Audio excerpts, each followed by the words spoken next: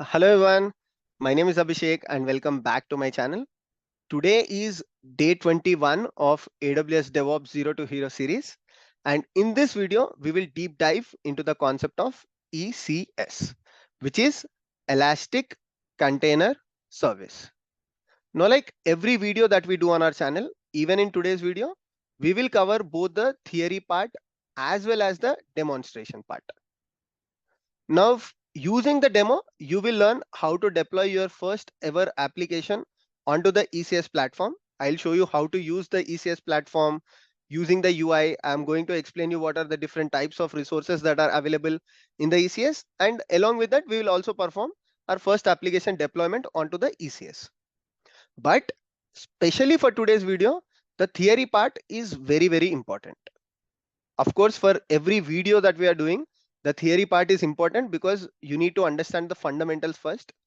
But in today's video, along with the fundamentals, that means along with the what is ECS, along with explaining why you need to use ECS, I am also going to explain you some scenario based interview questions, right?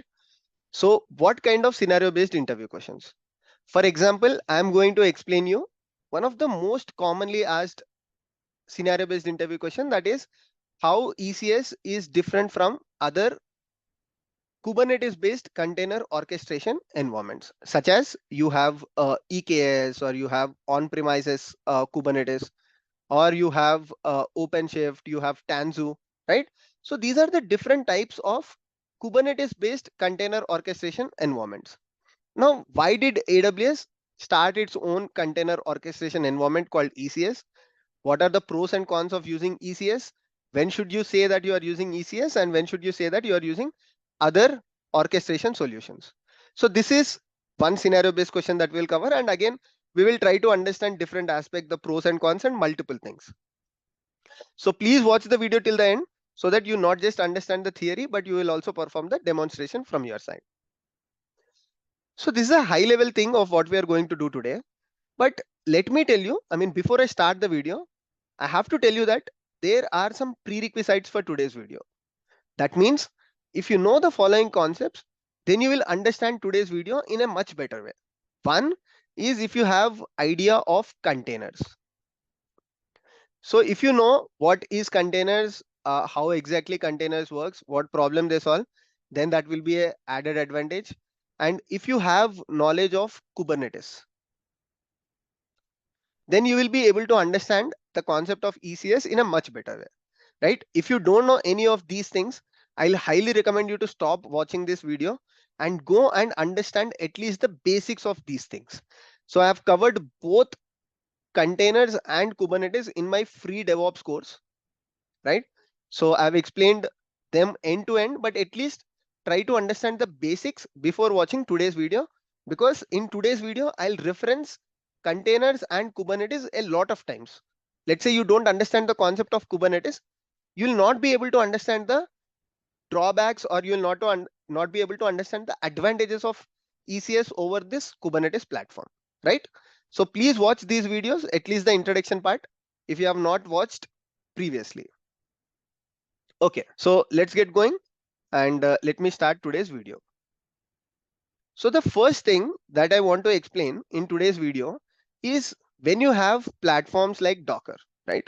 So I'll explain keeping in mind beginners and intermediate level people, that let's say you have this platform called as Docker, right?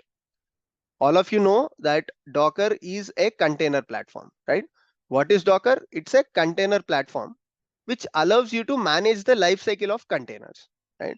Where let's say you have a container image, using the Docker platform, you can pull this image and you can run this image on the Docker. Right? Let's say you have a virtual machine. On top of virtual machine, you will install Docker, and top of this Docker, you can run the containers, right?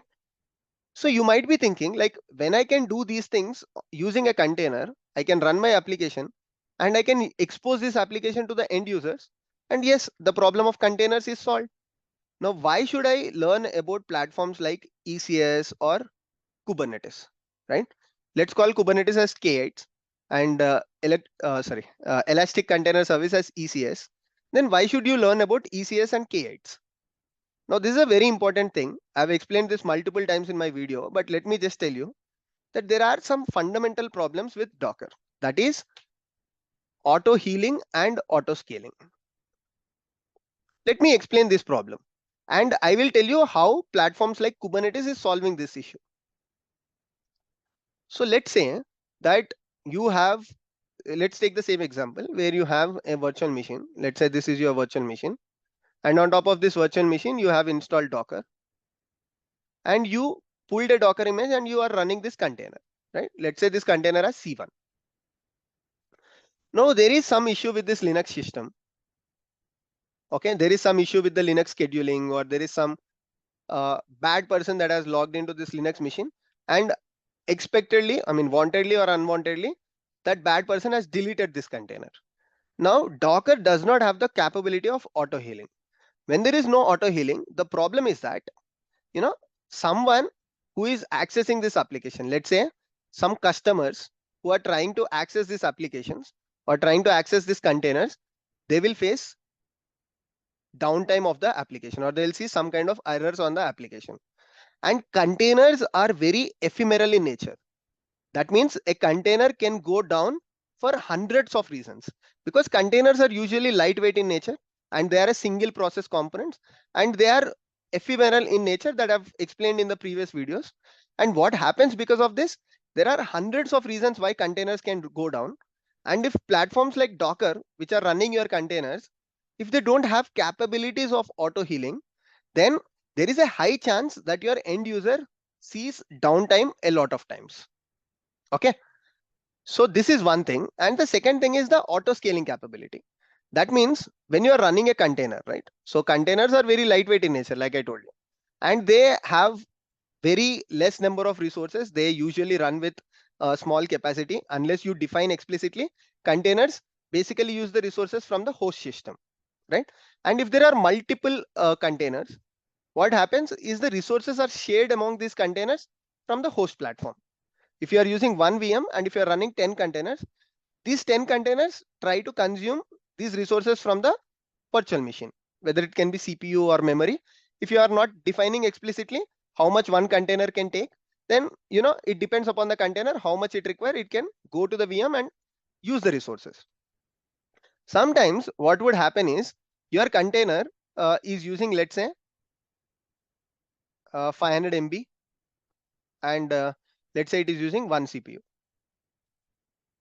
If there is no auto scaling capability, and all of a sudden, let's say there is a festival or there is some kind of occasion, and the number of APIs that you receive every day is 100, but on this unusual day, you have received some 10,000 API requests. Okay, so what would happen? Ideally, the container that you are using will not be able to handle the traffic that you are seeing. So there is unusual traffic, and the containers do not have the auto scaling capability. It's not containers. Basically, the Docker platform does not have the auto scaling capability, because of which, again, the customer would see the downtime, right? So these are some of the main concepts that are lacking in the Docker platform. Of course, there are multiple other things, but these are two primary things.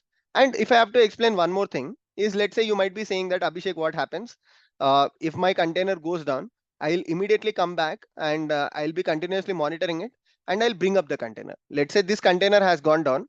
You will be saying me that, okay, I'll continuously monitoring it and I'll bring this container up. What would happen is when the container comes up, the IP address of the container will change. Previously, if the IP address is 172.16.3.4, now next time when the container comes up, the IP address can be this one or the IP address can be another thing. So if someone is trying to access your container on the IP address, then they will face this issue of the IP address being changed. So again, they will try to reach something. There will not be any application there, and they will see the downtime, or they will not receive the expected response. So these are some of the reasons why the evolution of container orchestration solutions has taken place, or the evolution of COE platforms. Container orchestration environments have come into picture. Now, if you want to understand this in a much detailed way, then go to my Kubernetes playlist, where in the Kubernetes playlist, I have discussed this in a very, very detailed way. Like I just took 5 minutes here to explain it. But in my Kubernetes playlist, I've explained this same concept for almost like 30 to 45 minutes, where I've explained this in a very, very detailed way with practical examples. So please go there and watch it if you haven't understood the topic that I've just mentioned. So the evolution of COE means the container orchestration environments is such as what Kubernetes said is, okay, I will solve the problem of auto healing and auto scaling with Docker. So what exactly Kubernetes is doing there? So let's say if the container goes down, then Kubernetes says that, okay, I will come up with the concept of controllers and I will immediately bring in the capability of auto healing. Okay. And immediately Kubernetes also says that I will also solve the problem of auto scaling. Like Kubernetes has concepts like horizontal pod scalars, or um, there is VPA, there is HPA, and you can also perform some external integrations using custom resource to Kubernetes, where you can bring in the capabilities of auto scaling. So that way, Kubernetes not just solves that problem, but Kubernetes says that I will solve the problem of IP address being changed, right? So if the containers are created and if the container goes down, then the IP address keeps changing. So Kubernetes added some concepts like services and service discovery, and that way Kubernetes has made these containers a perfect, right? Made these containers a perfect thing to use. Previously with Docker platform, containers were being used, but they were only restricted to the development environment. Now with Kubernetes, you can take these containers to the production level as well. That's where Kubernetes has become very, very popular. And from there, people have started creating their own distributions on Kubernetes, because Kubernetes is an open source thing, right?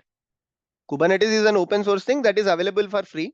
So what people like Red Hat has done is, okay, let's come up with our own product that is based on Kubernetes and let's call it OpenShift. And there are other things like you can also find things like Rancher, and AWS has its own managed Kubernetes service which is called as EKS. Azure has something called as AKS. So people have started creating their own distributions on Kubernetes, just like you have Fedora, and then there are multiple Linux distributions. There is Linux is an open source thing, and on top of Linux people have created their own distributions, right? Today you see Ubuntu, or you see platforms like Fedora, CentOS, where what people have done is they have created their own distributions of Linux. Similarly, people have created their own distributions of Kubernetes, and each of them has their own advantages, right? So let's say what OpenShift says is, okay, we are an enterprise Kubernetes where we will support Kubernetes, where we will provide you support, we will provide you some security features on top of Kubernetes. We will ensure that the base operating system on your Kubernetes is Red Hat, which has continuous vulnerability tracking, and your applications are safe from the CVEs. So this way, everybody has come up with their own model. Now, EKS says that, okay, what we are doing is we are managed Kubernetes solution where you don't have to create your Kubernetes cluster. Every day you don't have to check if your Kubernetes cluster has enough resources or not, or you don't have to create any continuous monitoring of resources on your Kubernetes clusters. We will take care of everything. That's what EKS says. So this is how each and everyone has come up with their own advantages. But parallelly, what AWS said is, okay, why is everyone doing things on Kubernetes, right? What AWS said is, okay, Kubernetes is open source. I know that Kubernetes is one of the top container orchestration environments, but let me build my own platform that is not dependent on Kubernetes, and let me call it something like Elastic Container Service, right? So similarly, you also have Docker Swarm, right? So Docker Swarm is also a solution that is not based on Kubernetes. If you want something else, you have MesoS. MesoS is also a container orchestration solution that is not based on Kubernetes. So AWS is not the first one to start a container orchestration solution that is not based on Kubernetes. There are other things, but none of them have been so successful. But still, AWS has started their own journey. And in this journey, they said that we will not follow anything that is related to Kubernetes. That means we will not use the concept of pods. We will not use the concept of deployments. but we will use our own concepts such as task definition. We will have something called as tasks. We will have something called as services, and we will have something called as clusters. Now, don't worry, I'll explain about each of them in a very detailed way, but they have come up with their own resources, right? Now, how successful are they? That I'm going to explain in some time. But for now, let's keep understanding the ECS journey of AWS. So they have started their own container orchestration environment, and they started developing this container orchestration environment. But what AWS has said is the ECS platform that we are developing will be only restricted to AWS, right? And this will not be an open source platform. Like Kubernetes is an open source platform, but we will not keep our platform open source. We will restrict this only to AWS and the customers of AWS and the services of AWS. That means today, if you have ECS, I mean, today, if you are using ECS in your organization, if you move from AWS to Azure, then you cannot use the task definition, services, or clusters that we have created in ECS. You have to start your journey newly on Azure, whether you can be using AKS or you can be creating Kubernetes cluster manually on Azure VMs. You have to start your journey freshly, right? Because all the manifests or all the things that you have created here are only restricted to AWS by ECS. Whereas if you are using Kubernetes, let's say on AWS platform, today you are on AWS, what you can do is you can create bunch of EC2 instances and you can create a Kubernetes cluster. Like, let's say you can create 3 EC2 instances, say one is master node, 2 are worker nodes, and you can create Kubernetes environment on your EC2 instances. After 6 months, after 1 year, even if you move to Azure platform, what you need to do is you have to create same virtual machines on Azure, right? And you can simply use all the things such as pods will be same, services will be same, deployments will be same, your ingress resources will be same. So there will be at least 80 to 90% match if you move from one platform to another platform if you are using Kubernetes. But ECS does not offer that flexibility. That means if you move out of ECS to a different, if you move out of ECS to different container orchestration environment, then you will not have that advantage of reusing the resources that you have created from ECS. Now, is this an advantage or a disadvantage, right? So this is a disadvantage because in the world of multi-cloud, right, or in the world of hybrid cloud, you never know when you will move from one cloud platform to the other cloud platform. So tomorrow, Azure might come up with some fancy resources. Azure might come up with some fancy automations. Azure might give you huge discounts. So what your organization will do is your organization will eventually move to Azure, or Azure has a better support, let's say. So in such cases, it will be a blocker for your organization to move from ECS to Azure or from ECS to AKS or anything. But AWS has an advantage here, right? So if someone wants to move from their platform to a different platform, if they are heavily using ECS, then for AWS, it is an advantage because they have to rethink about it, right? So if there is a company called example.com, what AWS will say, this example.com or the DevOps engineers in example.com, hey, try our container orchestration solution called ECS, which is very good, and you will like it. Now this DevOps engineering team has started using ECS and they have created some 10,000 resources on ECS, let's say. So tomorrow, even if this example.com wants to move from AWS to a different platform, they will rethink because they already have a lot of workloads that is running on ECS. Now these can be already in production, and to move these things to a different thing will be a big headache for them. So that way, AWS has an advantage if people use ECS, whereas for DevOps engineers or for organizations, it is a disadvantage because of its stickiness to ECS, right? Because this platform has a stickiness to AWS, That is a problem for DevOps engineers, but it is an advantage for the AWS platform. And the second thing is that one of the primary advantage of Kubernetes, I mean, why Kubernetes is ruling today is one is it continuously keeps updating. So it adds a lot of features on a day-to-day basis because of the powerful community that it has, right? So Kubernetes is constantly evolving. Kubernetes can add so many features because it has a lot of community support. Like I told you, Kubernetes is open source, right? So there are people from different organizations that continuously updates Kubernetes, create issues on Kubernetes, make sure that the platform is free from vulnerabilities. So it is not just one organization, but it is group of people or group of individuals, group of companies from different communities. That is the power of open source, right? So that's the reason why Kubernetes is very, very popular today. And AWS does not have that advantage. So that's why if you see ECS today, ECS does not have the capabilities, or ECS does not have all the features that Kubernetes has, right?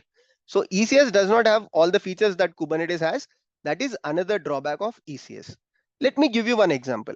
Like Abhishek, you are saying that ECS does not have all the features, but what exactly are those features, right? Because during the interview, I have to explain what exactly those features, right? I cannot just tell that ECS has less number of features. Definitely. So for example, if you use Kubernetes in the past, you know that Kubernetes has a concept called as custom resource definitions. Okay. So Kubernetes has a concept called as CRDs, where Kubernetes allows you to extend the capabilities of itself. Using a CRD, let's say if you feel that there is something that is lacking in Kubernetes, okay, let's say you know of a on-premise tool that is not available on Kubernetes.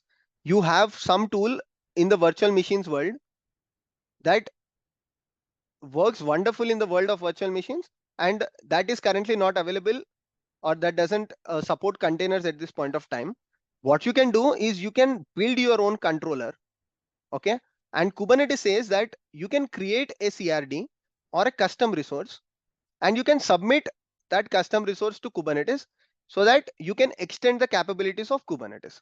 So these kind of features where community can play a critical role and keep extending Kubernetes. For example, today, if you have products like Istio, right, where Istio serves the problem of mutual TLS, or Istio serves the problem of service to service communication, where it is a very good service mesh.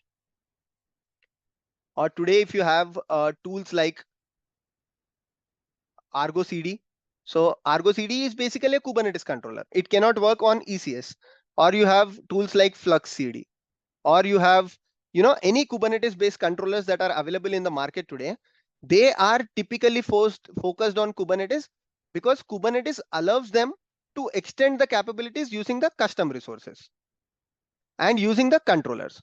So this kind of features are not available on ECS. That's another reason why ECS is behind the number of features that are available in the container orchestration world, such as Kubernetes. And when you have platforms like Kubernetes, you can install, configure a lot of ingress rules, right? So for example, with Kubernetes, you can configure a lot of ingress rules, and you can configure a lot of ingress controllers, right?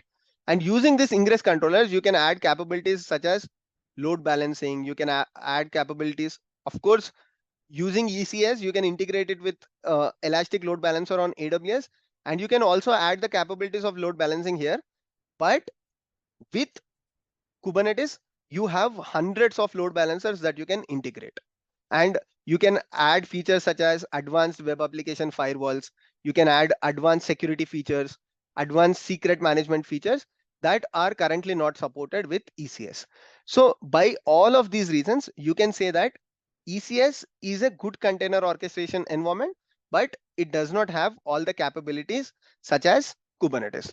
So that's the reason why most of the times you will see that organizations are on the AWS platform, right? So organizations are on the AWS platform that has platforms like EKS or AKS or GKE. If you typically compare AWS, then AWS has ECS, which is proprietary AWS solution for container orchestration. And AWS also supports EKS, which is Elastic Kubernetes Service that we'll cover in the next video, where it's a managed Kubernetes solution by AWS, right? It's a managed Kubernetes solution that is provided, or a service that is provided by AWS. So many organizations use EKS on top of ECS for this own reason. Now you might be thinking, Abhishek, you have been saying that EKS has a lot of advantages, or you have been saying that Kubernetes has a lot of advantages. Does ECS does not have any advantage? Of course, there are a lot of advantages with ECS as well. But when you compare those advantages, the advantages that EKS has or the advantages that Kubernetes has are very, very powerful. So talking about the advantages of ECS, with ECS, you don't have to manage anything. Okay, you can just go to AWS and you can ask AWS for a container orchestration solution cluster or container orchestration environment cluster, and AWS will give you a cluster, and AWS supports Fargate as well as EC2. That means you can use both the serverless model as well as the server model with AWS ECS. So if you are using EC2, then you can attach their EC2 instances with ECS, which is like a traditional practice. But if you are using Fargate, what will happen is you can take ECS and you can ask this ECS to use Fargate, where this Fargate is a complete serverless model. Just like Lambda functions, Fargate is also a serverless architecture model where this Fargate runs containers on it, and you don't have to manage anything with respect to this compute instances. If you are using EC2, at least you have to timely monitor if your EC2 instances are in good health condition or not. You have to see the resources of your EC2 instance.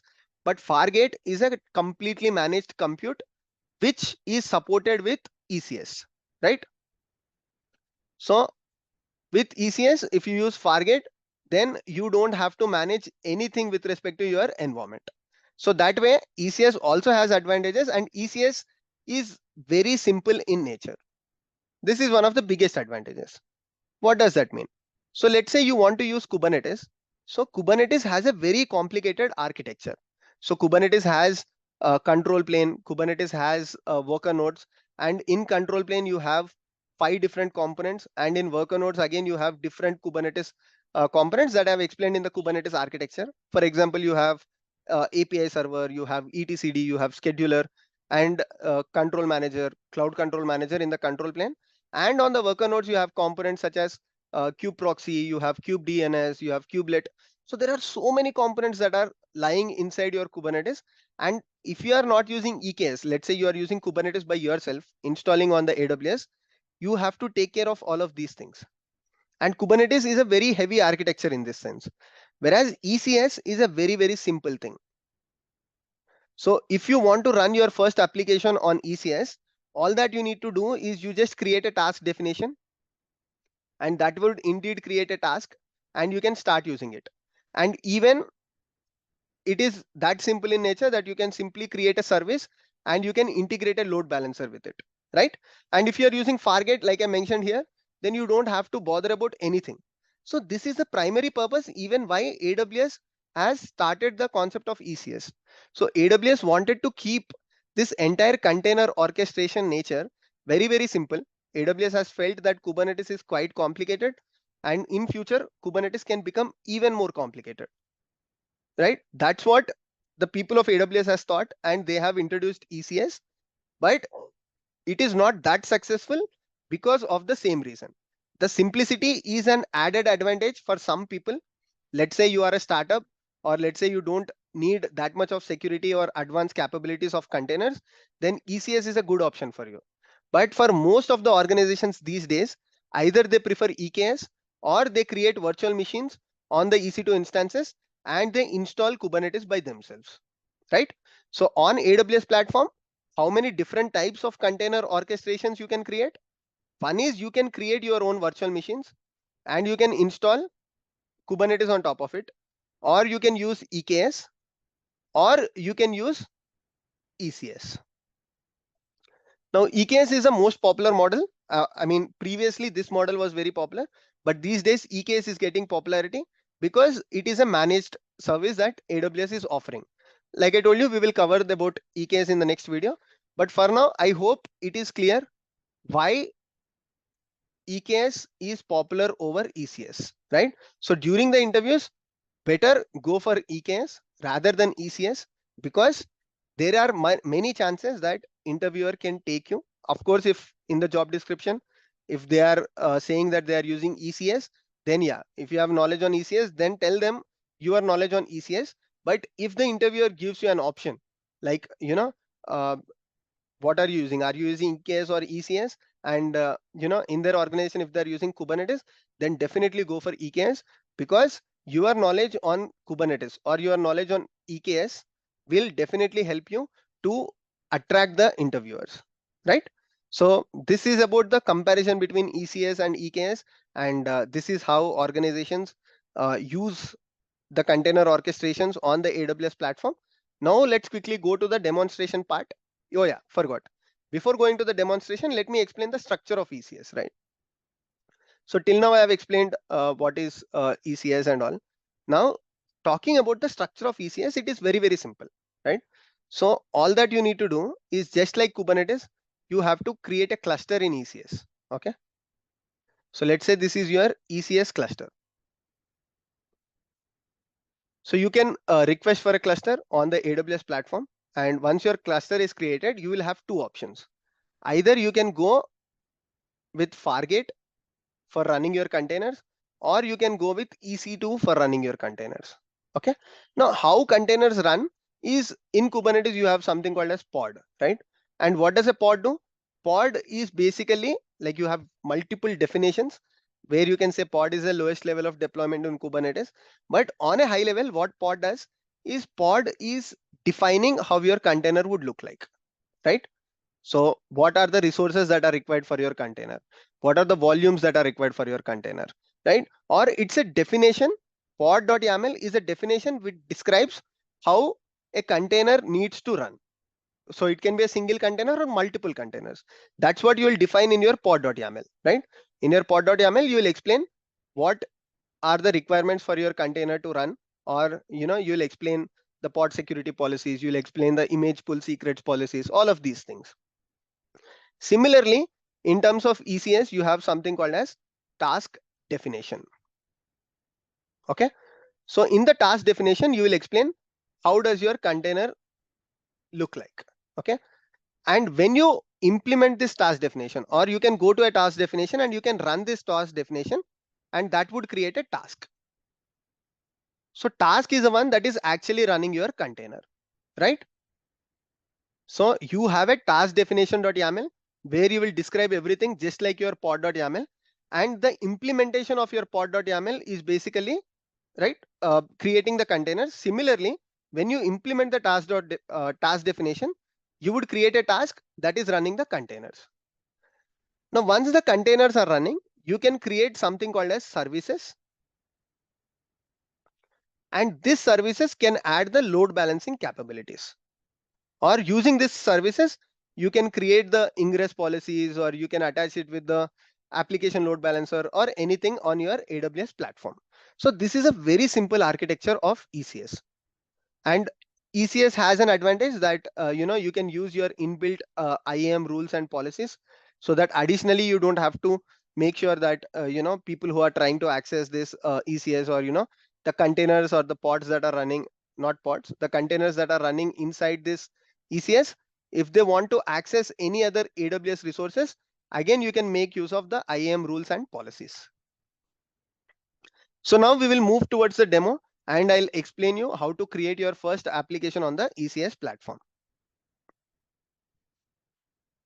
Okay, so I've logged into my AWS account using the IAM user that I have. And before I start with the demonstration on the AWS UI, this is the GitHub repository that I was talking about. So you can go to this repository called AWS DevOps 0 to Hero. We are following this same repository for the entire series that we are doing for the 30 days. And Whenever it is required, I create a folder with the day name and I upload the content. So for today's video, everything is available under the day 21. All the documentation theory part that we have discussed, even with the interview questions, is available here. And apart from that, the Docker file that we are going to use today, the Python script, the Python application that we are going to deploy, it's going to be a very simple Python Flask application, and we will run it as a container on the ECS platform. And the commands that we are using are also available here. So you can just follow everything from the documentation and you can deploy your first application. So first thing that you need to do is go with ECS. Come here and search for ECS. Elastic Container Service. What does it say? Highly secure, reliable, and scalable way to run your containers. Perfect. Click on it. And to your left side, you will see all the options that we have discussed, right? You have clusters, you have task definitions. Click on the clusters. The very first thing that you need to do is you need to create a cluster.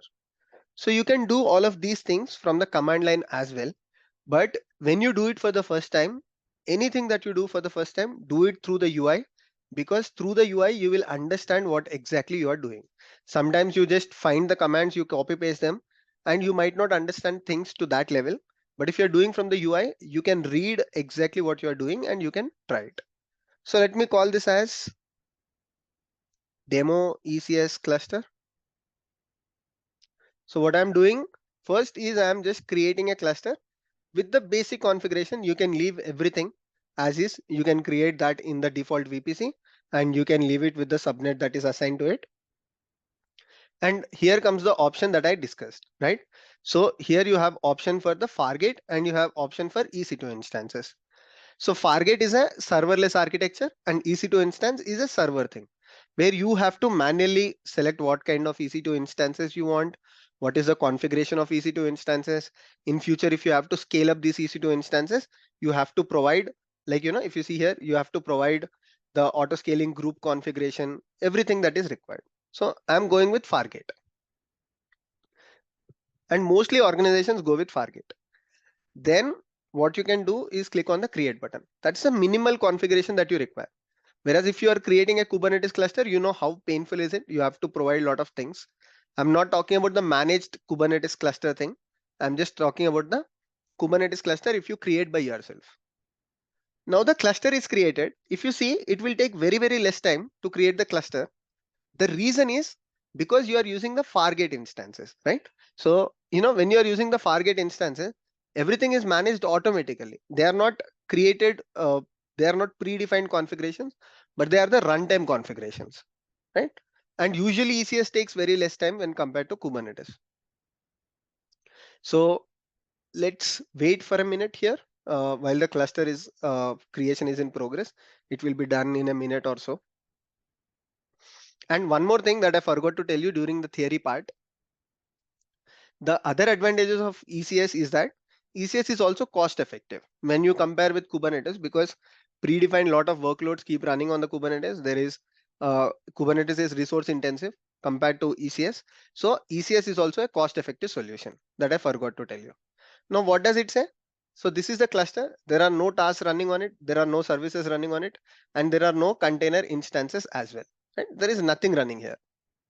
Perfect. And CloudWatch monitoring is also not enabled by, is not created for any containers. It is enabled by default, but there are no containers. So there will be nothing in the CloudWatch at this point of time.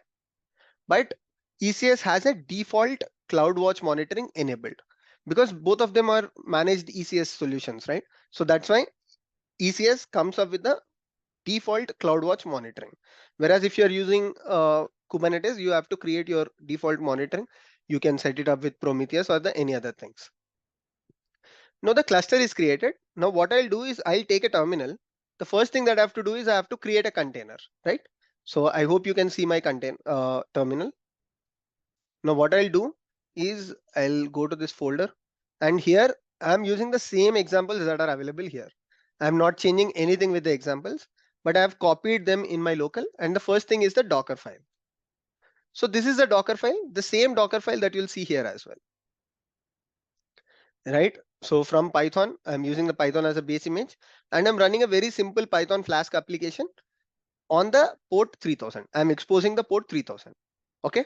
It is copying the app.py, where app.py is here. So it's a, again, very simple Flask application, which is running two APIs. One is slash API and the second thing is the greeting API, right? So this is a very, very simple application, and I have both of them on my local. So now what I'll do first is I have to build this Docker image, right?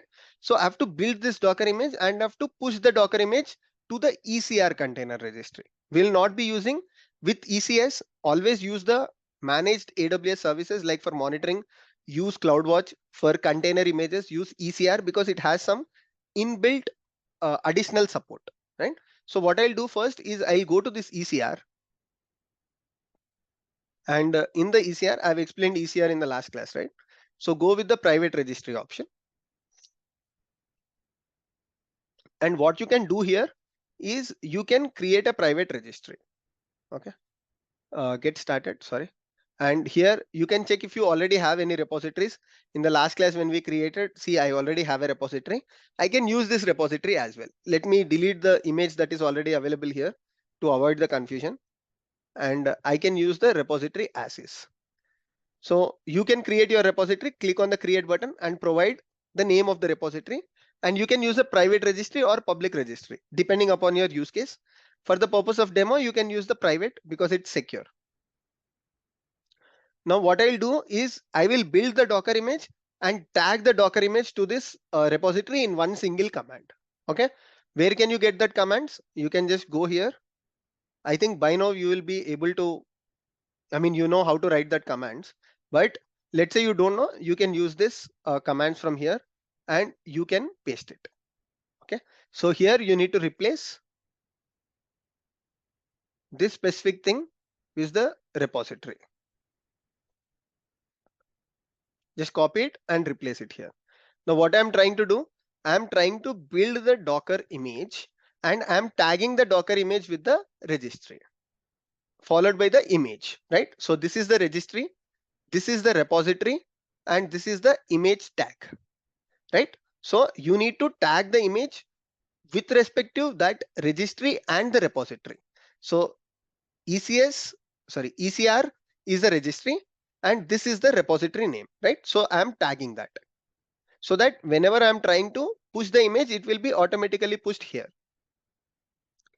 But one thing that I have to do before is, let's say if I'm trying to do this, the image will be built successfully. But before that, you know that I have to log into the ECR, right? So copy the login command. Again, for the login command, just copy this one and replace the registry at the end. Okay, so this is the registry till here, till amazon.com, AWS.com. And you will be logged in. What happened? Sorry. So the region here is not required. You can just say, oh, sorry, I have not provided the region, my bad. So here you have to say US East 1. So during your demo, take care of this thing.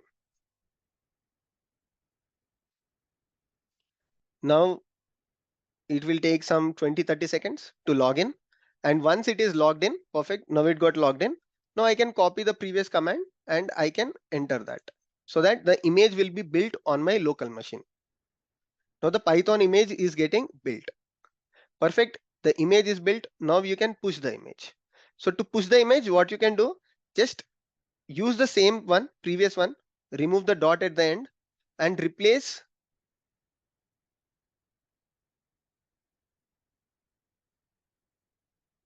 the build with push. Okay. So what I'm trying to do here, I'm just trying to replace the build with push. Now with this, what will happen? The image will be pushed.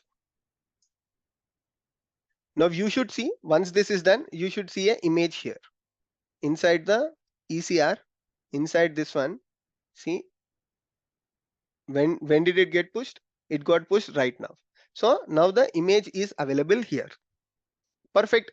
The first step is done. Now we have a container, that is, I mean, the container image here.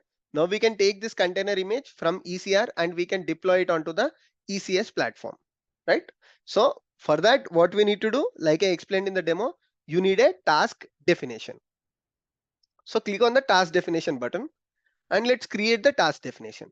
Of course, you can create this task definition again from your local machine as well. Like you can use the CLI as well, but let's use the UI so that you understand each and every component. Right now, there are no task definitions. Click on the create new task definition. Let's say demo ECS example. You can provide any name and use the launch template as Fargate. Do not change it. And here, okay, let's use the Linux system itself. I don't need even this much. Reduce it to as small as possible. And this demo that you are seeing, it will incur cost.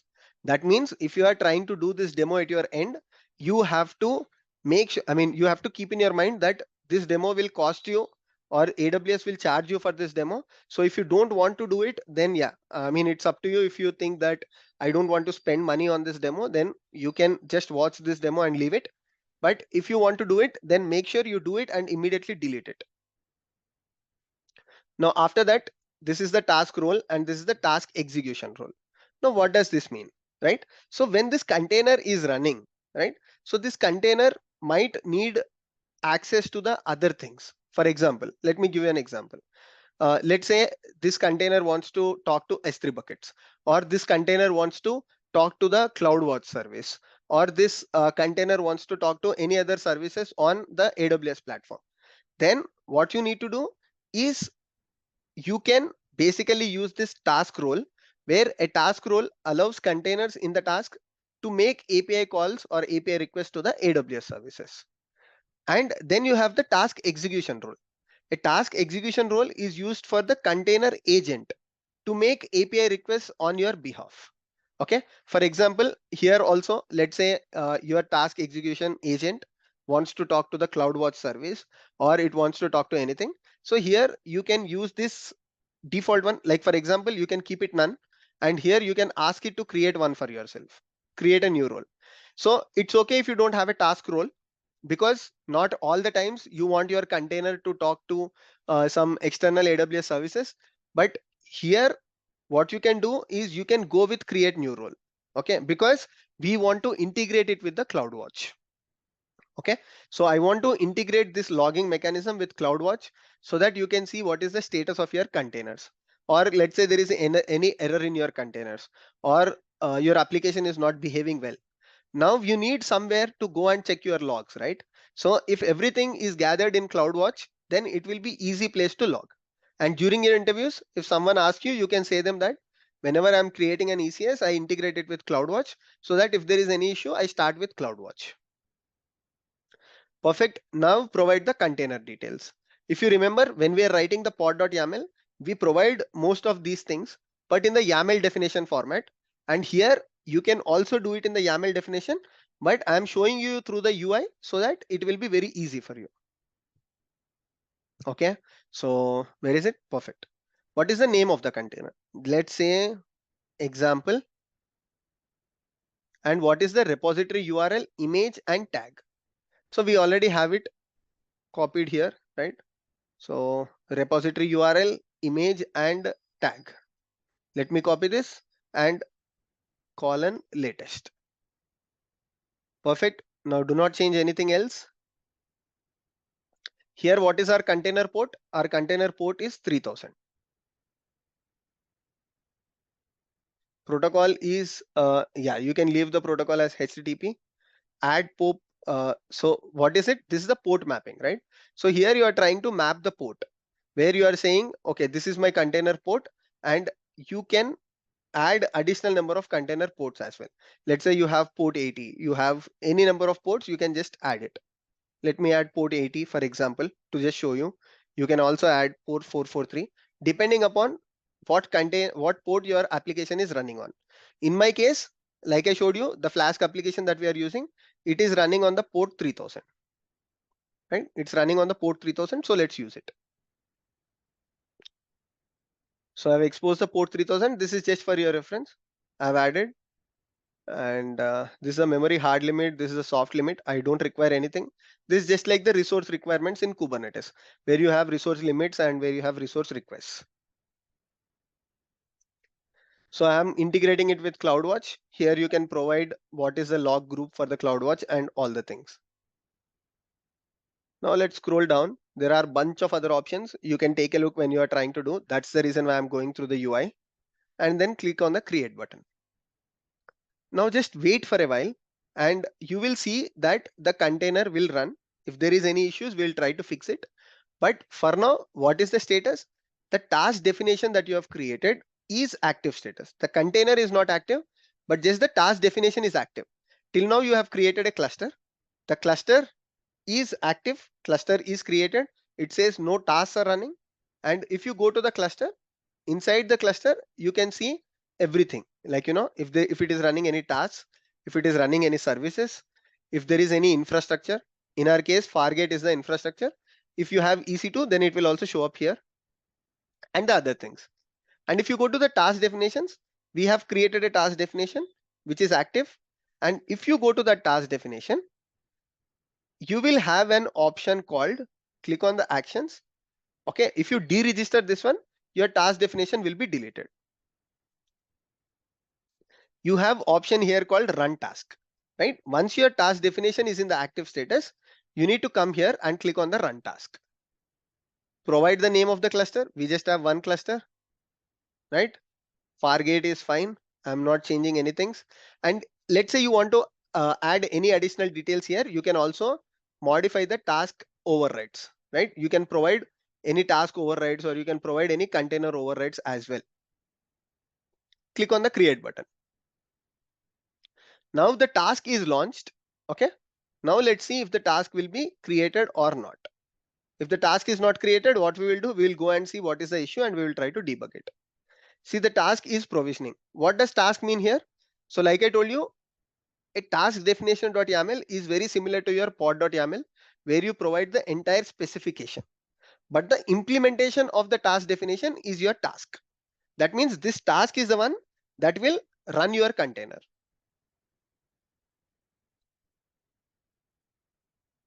So once it is created, you can see the log configuration, you can see the runner, you can see the container and everything. Okay. Now it says that the last status is running. What you can do is you can go back to your cluster, and inside the cluster, if you refresh, here you need to see that the task is running.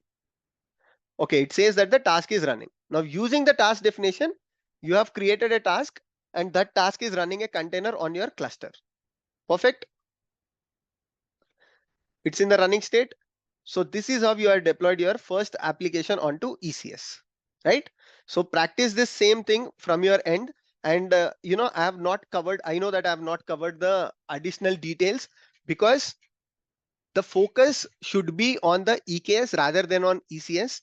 If you know ECS in a better way, there will be many less companies that are looking for the ECS expertise, but EKS expertise is much needed because Kubernetes is in the rising, or Kubernetes is the one that is very, very widely used in the IT industry. There will be many job requirements if you know Kubernetes very well.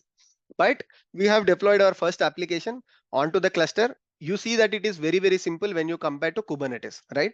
But the features are also very limited. Here I just created a task definition and I run the task definition. It created a task and now it is running the container on the cluster. So you can go to the logs. Basically, these logs are from the CloudWatch logs. Okay. So here you will see that the application is running and this is my Flask application that is running and it is giving you the implementation, right? So it says that the application is running on this specific port. We have used the 3000 port. And yeah, like I told you, I have integrated it with CloudWatch. That's why you are seeing it. But the major thing is once you are done with the demo, you have to delete it because there is a public IP address that is involved. And there are some Fargate instances which are pay as you go service. So I hope you enjoyed today's video and you have understood how to create resources on the ECS cluster. You can also use my GitHub page and try to do it by yourself. But overall, on top of this one, you need to understand the scenario based questions on ECS. So for that, please go through the document here, that's the readme.md, and just revise the concepts that we have just discussed. I hope you have found this video useful. If you have any questions, put that in the comment section.